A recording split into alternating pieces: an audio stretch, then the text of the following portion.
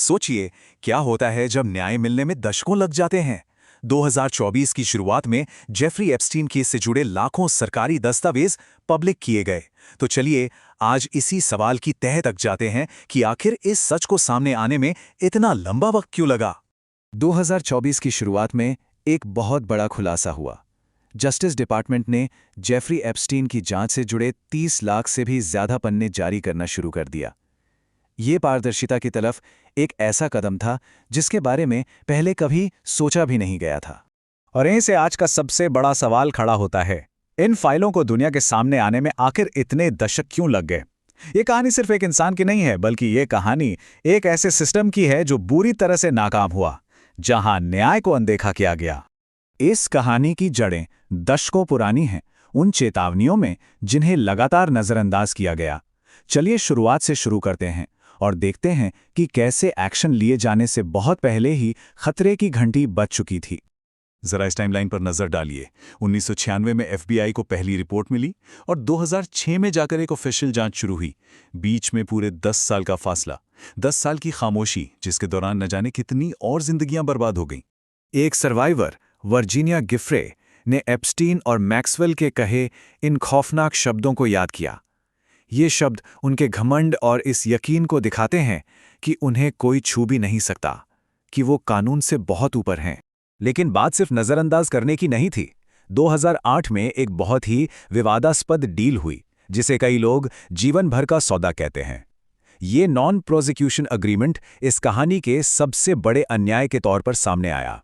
तो ये non prosecution agreement या एनपीए आखिर था क्या? असल में ये एक बहुत ही अजीब और सीक्रेट डील थी, जिसने एप्स्टीन के खिलाफ फेडरल केस को पूरी तरह से बंद कर दिया और उसे उन गंभीर आरोपों से बचा लिया जिनका उसे सामना करना चाहिए था।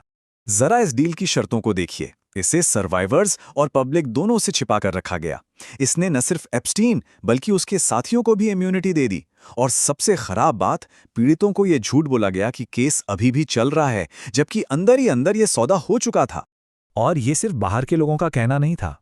खुद जस्टिस डिपार्टमेंट ने अपनी इंटरनल जांच में माना कि लीड प्रोसिक्यूटर ने बहुत खराब फैसला लिया था। ये सिस्टम की अपनी ही नाकामी का एक चौंकाने वाला कबूलनामा था।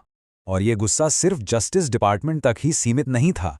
एक फेडरल अपील्स कोर्ट ने तो सरकार के एक्शन को शर्मनाक और घिनौना तक कह दिया। ये जुडिशरी की तरफ से एक जबरदस्त फटकार थी। लेकिन कहानी यहीं खत्म नहीं हुई। जब सिस्टम ने निराश किया तो कुछ लोगों ने हार मानने से इनकार कर दिया। अब बात करते हैं उन ताकतों की जिन्होंने इस कहानी को जिंदा रखा।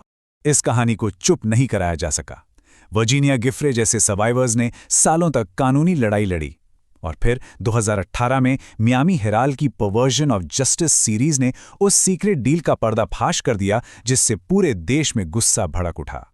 और इसी पब्लिक प्रेशर का सीधा नतीजा ये हुआ कि 2019 में न्यूयॉर्क के फेडरल प्रोसिक्यूटर्स ने एप्स्टीन के खिलाफ नए चार्ज लगाए और इस बार फ्लोरिडा वाली सीक्रेट डील को पूरी तरह से बाईपास कर दिया गया। ये वो चार्जशीट थी जिसने सब कुछ बदल कर रख दिया। इसने उस एनपीए की ढाल को खत्म कर दिया और जवाबदेही के लिए एक नया रास्ता खोल दिया। इस चार्जशीट के शब्द बिल्कुल साफ थे। ये कोई एक दो बार हुए अपराध नहीं थे।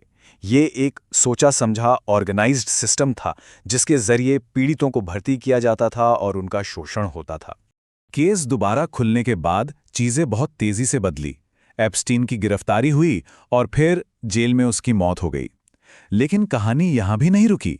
दिसंबर 2021 में उसकी सबसे बड़ी साथी घिस्लीन मैक्सवेल को दोषी ठहराया गया और 20 साल जेल की सजा सुनाई गई। ये सर्वाइवर्स के लिए एक बहुत बड़ी जीत थी। और इसी के साथ हम इस कहानी के आखिरी पड़ाव पर पहुंचते हैं, एप्स्टीन फाइल्स का पब्लिक होना। चलिए देखते हैं कि कैसे न्याय के लिए इस लंबी लड़ाई ने आखिरकार पूरी पारदर्शिता के लिए एक नया कानून बनवा दिया।